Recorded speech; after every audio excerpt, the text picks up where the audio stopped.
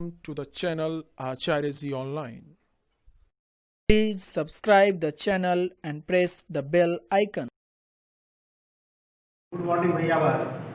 आज हम लोग एक्सरसाइज 7.3 को सॉल्व करेंगे। पिछले वीडियो में हम लोगों ने इसी एक्सरसाइज का क्वेश्चन नंबर 1 से 5 तक सॉल्व किया था और आज 6 और उसके बाद के क्वेश्चन को सॉल्व करना है। क्वेश्चन नंबर 6 है एक्सरसाइज 7.3 का, check whether the given fractions are equivalent. जो फ्रैक्शन दिया हुआ है वह इक्विवेलेंट है या नहीं है। क्वेश्चन नंबर 6 का ए 5/9 एंड 30/54, इन दोनों फ्रैक्शन को बताना है कि आपस में इक्विवेलेंट है या नहीं। इक्विवेलेंट फ्रैक्शन का मतलब होता है कि दोनों फ्रैक्शन का इक्वल होना। दो फ्रैक्शन को इक्विवेलेंट कहा जाएगा यदि उनका क्रॉस प्रोडक्ट इक्वल हो, जैसे फर्स्ट फ्रैक्शन का न्यूमरेटर और सेकेंड फ्रैक्शन का के डिनोमिनेटर का प्रोडक्ट, और सेकेंड फ्रैक्शन का न्यूमरेटर और फर्स्ट फ्रैक्शन का डिनोमिनेटर, यानी इन दोनों का प्रोडक्ट क्रॉस प्रोडक्ट अगर इक्वल हो जाए तो हम बोलेंगे कि दोनों फ्रैक्शन इक्विवेलेंट है। तो इसके लिए हमको क्या करना पड़ेगा, 5 को हम 54 से मल्टीप्लाई करेंगे क्योंकि क्रॉस मल्टीप्लिकेशन करना है। तो 5 × 54, तो 5 4 जा 20, 0 कैरी 2, 5 5 जा 25, 27। फिर 9 को 30 से मल्टीप्लाई करेंगे तो यानी इक्विवेलेंट है या नहीं। इसके लिए हम लोग क्या करेंगे, जो फ्रैक्शंस दिया गया है हम उनका क्रॉस मल्टीप्लिकेशन करेंगे, यानी 5 को हम 54 से मल्टीप्लाई करेंगे और 9 को 30 से मल्टीप्लाई करेंगे। 5 और 54 का प्रोडक्ट 270 होता है, 9 और 30 का प्रोडक्ट भी 270 होता है। तो क्या देखते हैं कि दोनों क्रॉस प्रोडक्ट इक्वल है, दोनों क्रॉस प्रोडक्ट इक्वल आ रहा है। इसीलिए हम लिखेंगे 5 × 54 इक्वल टू 9 × 30, क्योंकि दोनों राइट साइड इक्वल है इसीलिए दोनों का लेफ्ट साइड भी इक्वल होगा। तो 5 × 54 इक्वल टू 9 × 30, इसीलिए क्लियर लिखेंगे yes yes 5/9 and 30/54 are equivalent fractions. इस तरह से दो फ्रैक्शन को अगर इक्विवेलेंट है या नहीं जांचना हो तो इसके लिए हम लोग क्या करेंगे, क्रॉस मल्टीप्लिकेशन करेंगे। और क्रॉस मल्टीप्लिकेशन अगर इक्वल हो जाएगा तो हम बोलेंगे कि फ्रैक्शन इक्विवेलेंट है। और क्रॉस प्रोडक्ट अगर अनइक्वल हो यानी इक्वल नहीं हो तो उस स्थिति में हम लिखेंगे कि नो, दोनों फ्रैक्शन इक्विवेलेंट नहीं है। तो इस तरह से हम क्वेश्चन नंबर 6 को सॉल्व करेंगे। अब क्वेश्चन नंबर 7 को सॉल्व करना है।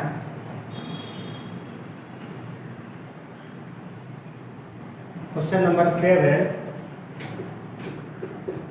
Reduce the following fractions to simplest form. इसमें क्या करना है, 48/60। तो ये फ्रैक्शन दिया हुआ है, इसको सिंपलेस्ट फॉर्म में हमको लिखना है। तो कोई फ्रैक्शन सिंपलेस्ट फॉर्म में है या नहीं, इसके लिए हमें क्या करना चाहिए, तो हम न्यूमरेटर और डिनोमिनेटर दोनों का HCF फाइंड करेंगे। कोई भी फ्रैक्शन सिंपलेस्ट फॉर्म में है या नहीं ये जांचने के लिए हम न्यूमरेटर और डिनोमिनेटर दोनों का HCF फाइंड करेंगे।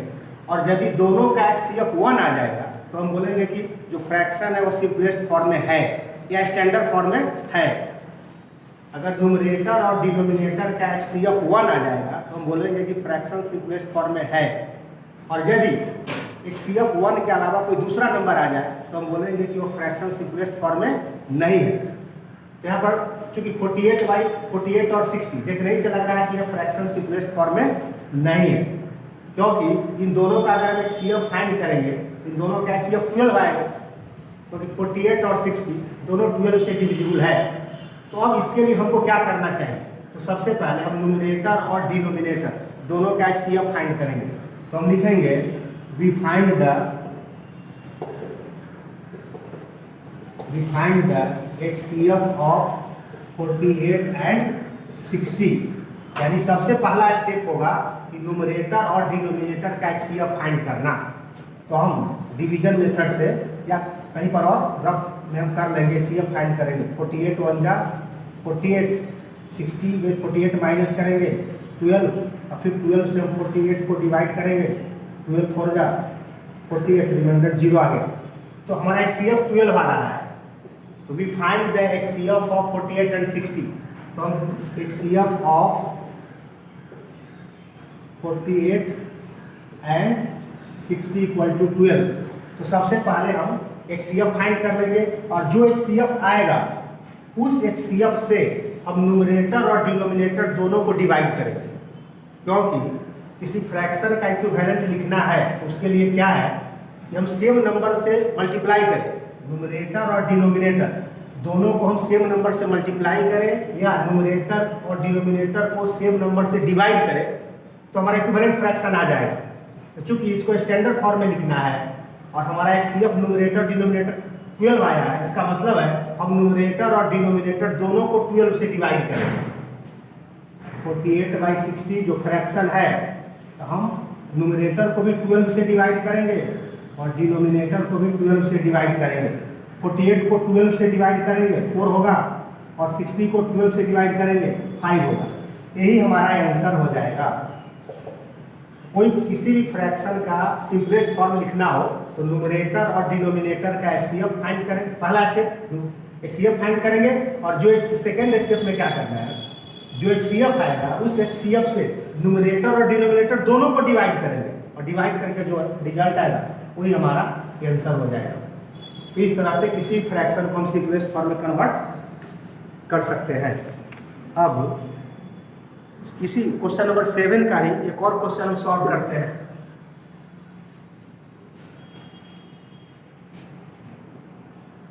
Question number C 84/98।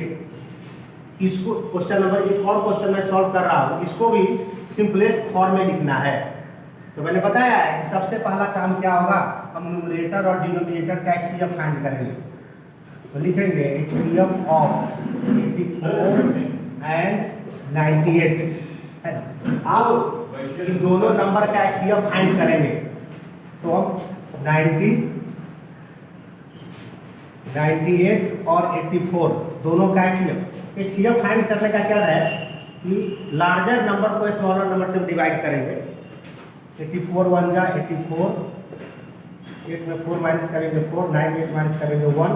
अब 14 से 84 को डिवाइड करेंगे, 14 6 जा 84, रिमाइंडर 0 आ गया।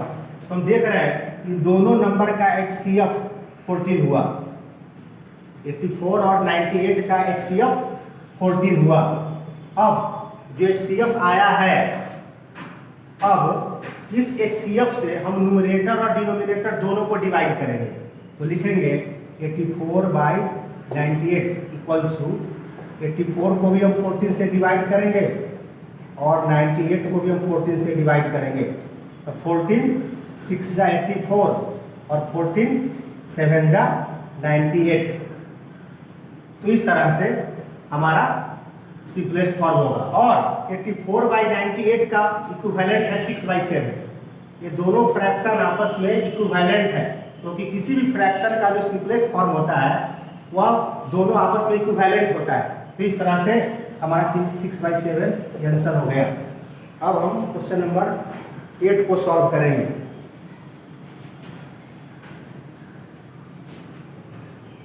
Question number 8, Ramesh had 20 pencils, Sheelu had 50 pencils and Jamal had 80 pencils. तीनों के पास अलग अलग पेंसिल है। After 4 months, Ramesh used up 10 pencils, Sheelu used 25 pencils, Jamal used up 40 pencils.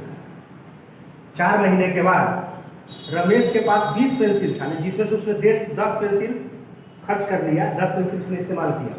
Silu के पास 50 पेंसिल, जिसमें से उसने 25 पेंसिल इस्तेमाल किया, और जमाल के पास 80 पेंसिल, जिसमें से उसने 40 पेंसिल खर्च किया। What fractions did each use up? अब 3 स्टूडेंट्स हैं, तीनों ने कितना पेंसिल खर्च किया है उसको फ्रैक्शन में कन्वर्ट करना है कि किसने कितना पेंसिल खर्च किया। तो सबसे पहले हम लोग लिखेंगे कि फ्रैक्शन ऑफ pencils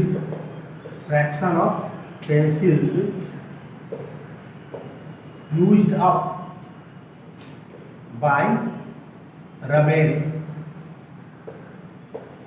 क्योंकि रमेश के पास 20 पेंसिल था, रमेश के पास 20 पेंसिल था, जिसमें से उसने 10 पेंसिल खर्च कर लिया, तो 20 में से 10 खर्च किया, तो चूंकि नंबर ऑफ पेंसिल जो खर्च हो गया वो हमारा न्यूमरेटर हो जाएगा, और टोटल पेंसिल जो है वो डिनोमिनेटर हो जाएगा। चूंकि 20 पेंसिल में 10 पेंसिल खर्च हो गया ना, इसीलिए फ्रैक्शन बनेगा 10/20। उसी तरह से फिर लिखेंगे फ्रैक्शन ऑफ पेंसिल्स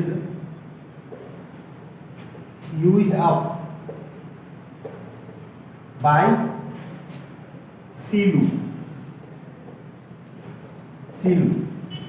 50 पेंसिल में से इसने 25 पेंसिल खर्च कर दिए, तो चूंकि 50 पेंसिल में से 25 पेंसिल खर्च हो गया, तो 25 हमारा न्यूमरेटर होगा और 50 डिनोमिनेटर। नंबर ऑफ पेंसिल जो खर्च हो गया वो न्यूमरेटर और total number of pencil denominator होगा। उसी तरह से फिर fraction of pencils used up bye Jamal.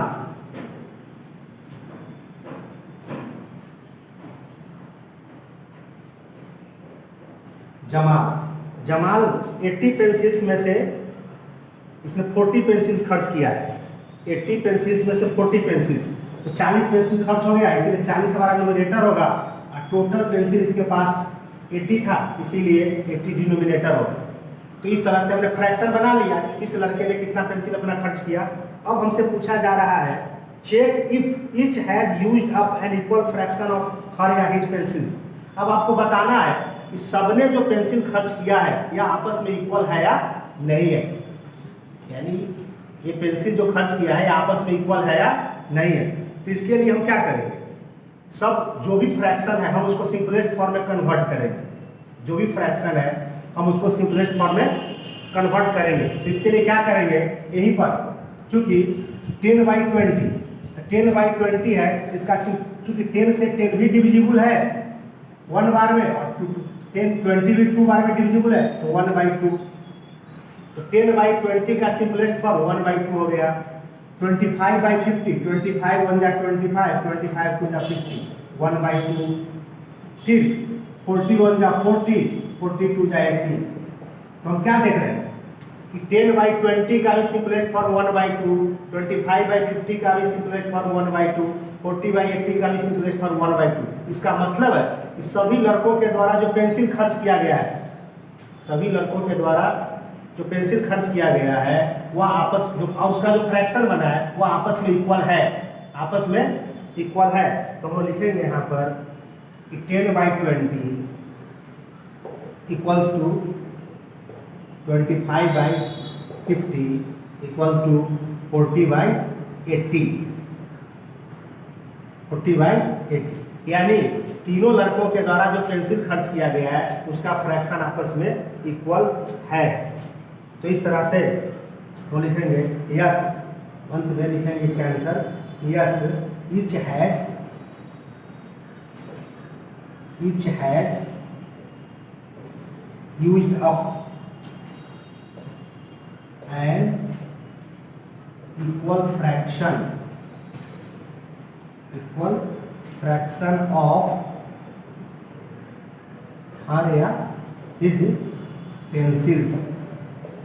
सभी लोगों के द्वारा जो पेंसिल खर्च किया गया है उसका फ्रैक्शन इक्वल है या नहीं है। तो मैंने लिख दिया कि चूंकि सबका सिंपलेस्ट फॉर्म इक्वल है इसीलिए यही आंसर हो गया। अब हम लोग लास्ट क्वेश्चन नंबर 9 को सॉल्व करेंगे। 3. Match the equivalent fractions. यहाँ पर 2 कॉलम बना हुआ है। फर्स्ट कॉलम में भी फ्रैक्शंस है और सेकंड कॉलम में भी फ्रैक्शन लिखा हुआ है, और यहाँ हमको क्या करना है, इक्विवेलेंट किसका इक्विवेलेंट कौन है, किस फ्रैक्शन का इक्विवेलेंट कौन है उसको आप मैच करना है।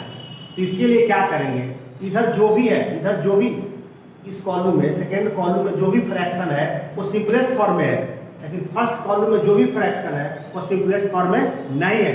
तो इसके लिए क्या करना पड़ेगा, हमको कॉलम 1 में जो भी फ्रैक्शन है पर उसका हम सिंपलेस्ट फॉर्म लिखेंगे, और सिंपलेस्ट फॉर्म लिखने के बाद ही हम मैच करेंगे। जैसे यहाँ पर यहाँ हमको करना है 250 है और 400 है, तो हम देख रहे हैं कि 0 से 0 कैंसिल हो गया, और 25, 5 5 जा 25, 5 8 जा 40।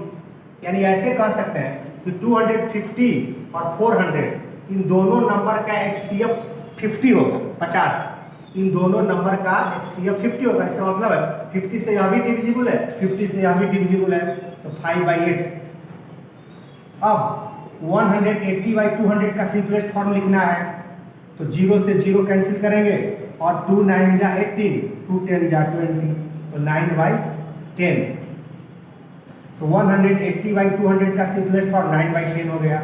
अब 660/990 इसका सिंपलेस्ट फॉर्म, तो 0 से 0 डिविजिबल हो गया, और 66 और 99, तो हम देखते हैं कि 33, 66 और 99 का HCF 33 होगा, यानी 33 से A भी डिविजिबल है और A भी डिविजिबल है, तो 33 2 जा और 33 3 जा, तो 2/3। अब 180/360 का सिंपलेस्ट फॉर्म लिखेंगे, तो 0 से 0 कैंसिल करेंगे, और फिर 18 1 जा 18, 18 2 जा 36, 1/2। अब 220/550 है, तो 0 से 0 कैंसिल किए, और 22 और 55 दोनों 11 से डिविजिबल है, 11 2 जा 22, 11 5 जा 2/5। तो सबसे पहला काम हमारा होगा कि फर्स्ट कॉलम में जो भी फ्रैक्शन लिखा हुआ है, एक भी सिंपलेस्ट फॉर्म में नहीं था, हम उसका सिंपलेस्ट फॉर्म लिखेंगे, और सिंपलेस्ट फॉर्म लिखने के बाद अब हम मैच करेंगे। तो यहाँ देख रहा है कि 5/8, यहाँ भी 5/8 आ रहा है। इसका मतलब है 250 और 400 5/8, तो इसका इक्विवेलेंट 5/8 हो गया। फिर 9/10 B, तो B का मैचिंग E के साथ होगा। फिर 2/3, तो 3 का मैचिंग A के साथ होगा। फिर 4, 1/2 है, तो इसका मैचिंग C के साथ होगा। और फिर 2/5 है, इसका मैचिंग 2/5 के साथ होगा। तो इस तरह से अब हम क्या करेंगे, तो इसका आंसर में यहाँ लिखेंगे ऐसे 1, तो 1 का इक्विवेलेंट कौन हो जाएगा, तो 1 का इक्विवेलेंट D हो गया, 1 का इक्विवेलेंट D हो गया। 2 9/10, तो इसका इक्विवेलेंट E हो गया। और फिर 2/3, 2/3 का इक्विवेलेंट A हो गया। फिर 4 में 1/2, तो 1/2 का इक्विवेलेंट C हो गया। और फिर 5, 2/5 है, सॉरी 2/5, तो इसका इक्विवेलेंट B हो गया। तो इस तरह से 1 का इक्विवेलेंट D, 2 का इक्विवेलेंट E, 3 का इक्विवेलेंट A, 4 का इक्विवेलेंट, तो और अब फिर कह रहा है इसमें कि and right 2 more for each, प्रत्येक का 2 और इक्विवेलेंट फ्रैक्शन लिखना है। जैसे 250/400 का कहा जा रहा है कि 2 और इक्विवेलेंट लिखिए, तो न्यूमरेटर डिनोमिनेटर दोनों को सेम नंबर से मल्टीप्लाई करेंगे या सेम नंबर से डिवाइड करेंगे, तो हम इस तरह से इक्विवेलेंट फ्रैक्शन लिख सकते हैं। तो इस तरह से मैच करना था, मैंने मैच कर दिया। अब तो इस तरह से क्वेश्चन नंबर 6 से 9 तक सॉल्व हो गया। अब हम लोग होमवर्क लिखेंगे। Homework, solve question number 6 to 9 of exercise 7.3. Solve question number 6 to 9 of exercise 7.3. Thanks.